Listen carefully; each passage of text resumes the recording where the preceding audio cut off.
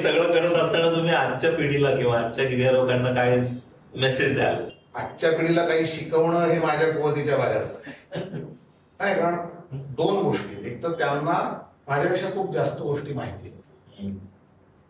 दुसरी गोष्ट अशी की आपण कधी रिइन्व्हेंटिंग द व्हील करत नाही. त्यातनंच मानवाची प्रगती झाली ना. आतापर्यंत जे काही इव्होल्युशन झाले ते त्यातनंच झालं. काही हजार वर्षापूर्वी कोणतरी ओंडका गडगडत गेला, त्यातनं चाक शोधतो. आज आपण चाक हे गृहीत धरतो वापरायला, आणि त्याचा आपण किती प्रकारे वापर करतो ते बघ. त्यामुळे आणि हे आजचीच पिढी करते ना. त्यांना मी काय सांगणार चाकाबद्दल? काहीच नाही. पण गंमत अशी आहे की त्यांना शेअर करायला मला आवडेल की त्या गोष्टी त्यांनी परत करू नये. त्याच्यासाठी त्यात चुका की बाबा तुमची क्षमता वाढवा. क्षमता वाढवायचा अर्थ काय किंगकॉंग व्हा असा होत नाही. ते शक्य नाही प्रत्येकाला शारीरिकदृष्ट्या तेवढं होणं. पण एक ठराविक लेवलपर्यंत तुमची क्षमता असलीच पाहिजे, तर तुम्हाला गिर्यारोहण सोपं जातं. मेंटल कपॅसिटी शक्य तेवढी वाढवा.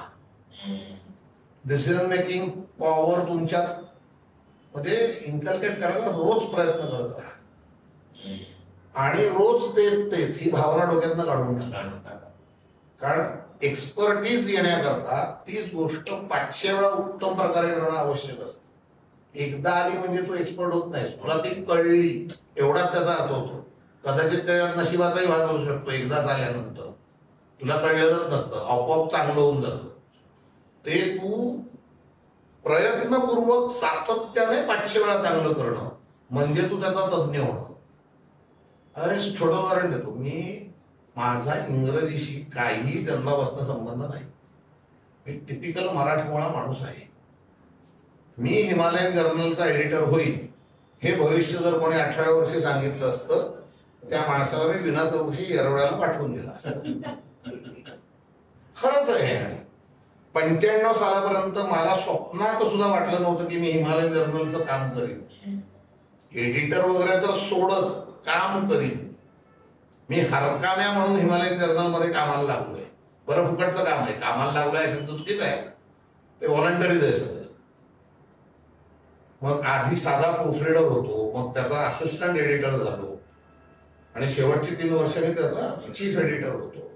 आणि मग हे आता माझ्या वेळेच्या याच्यात बसत नाही म्हणून मी ते काम हँडओव्हर करून मोकळा होऊन बांधला. पण वयाची 18 वर्ष मी त्या कामासाठी दिली. मी किती सूर्यवंशी आहे तुला माहिती आहे. मी त्या काळी जेव्हा जर्नलचं काम सुरू केलं त्या काळी मी 11 वाजता उठायचो, कारण मी पहाटे झोपायचो. माझं वाचन खूप होतं, ते सगळं रात्री करायचो. पहाटे वाचून झोपायचो, मग 11 वाजता उठायचो जर्नलच्या कामासाठी. ज्याला मुंबईतली अंतर माहिती आहेत, मी बोरिवलीहून माझ्या राहत्या घरापासून हरीश कापडेच्या राहत्या घरी म्हणजे पेडर रोडला जसलो हॉस्पिटल पाशी सकाळी 8:30 वाजता ज्या घराची बेल वाजवलेली असायची, एकही दिवस न चुकता. आधी पोहोचलो तर मी बाहेर थांबून राहायचो 8:30 वाजेपर्यंत, कारण तो एक आदरयुक्त त्याचा दबदबा होता. आणि असं मी 5 वर्ष केलं, आठवड्यातले 2 दिवस. So it is a great thing. पण हे मला करायला असं वाटलं याचं कारण गिर्यारोहण आणि त्याच्यावरती आधारलेलं हिमालयन जर्नल. आणि ते काहीतरी ग्रेट आहे एवढंच मला कळत होतं. किती ग्रेट आहे खूप नंतर कळलं, पण ते करावं असं वाटलं पाहिजे.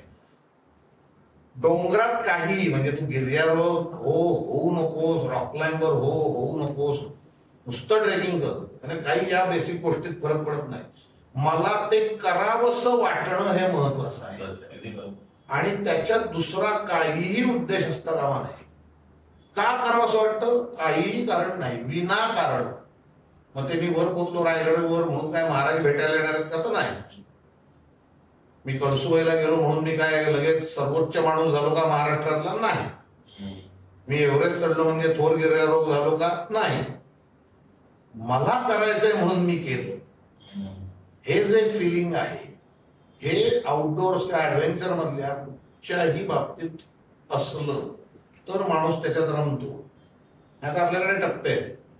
कॉलेजाचं शिक्षण संपलं की आउटडोअर सुटतं, नोकरी लागली की आउटडोअर सुटतं, लग्न झालं की आउटडोअर सुटतं, आणि मुलं झाली की आउटडोअर सुटतं. हे 4 टप्प्यात 99% लोकांचं आउटडोअर सुटतं.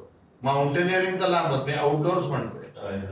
माझ्या सुद्धा माझ्या आयुष्यात 4 टप्पे येऊन गेले आणि अजून मी तिथेच आहे. याचं एकमेव कारण म्हणजे मला अजूनही ते करावंसं वाटतं.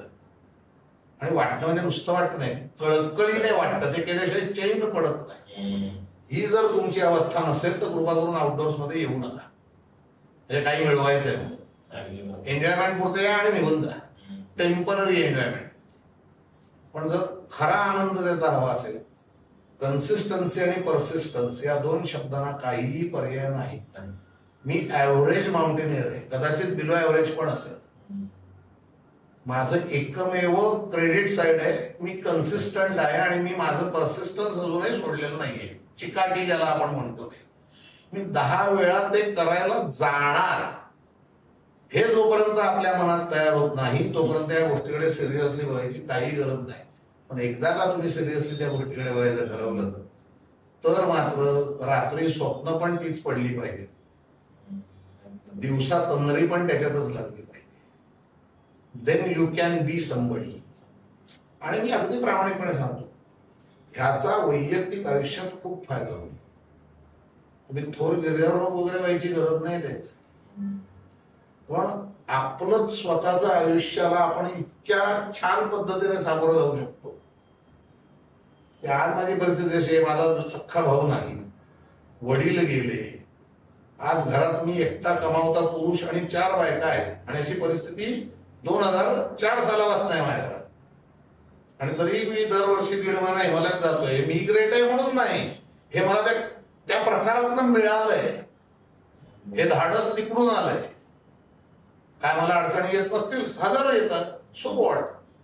ते त्याहून मोठं आकर्षण आहे ना, विषय संपला. हे जर आपल्याला कायम आपल्यासमोर दिसत राहिलं तर ते करणं ना खूप आनंददायी आहे असं मी म्हणतो.